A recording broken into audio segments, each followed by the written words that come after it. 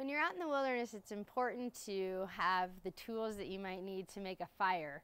You might need to cook over a fire, or in some cases you might be cold and just need that external heat source.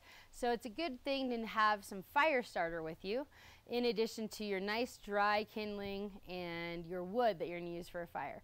A few ways to make some homemade fire starters are to take everyday cotton balls and to roll them in petroleum jelly and get them nice and coated with that. So you want to coat that cotton ball and totally wet it down with petroleum jelly.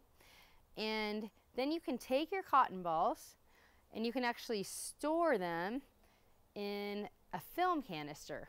And after you soak this thing with petroleum jelly, you can put it into an old film canister.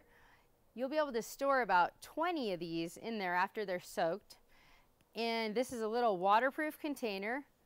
And then you can keep this with you in your backpack so that if you get into this scenario where you need to start a fire, put 2 or 3 of these soaked cotton balls underneath your nice dry kindling and light it up, and this will be a great way to start a fire.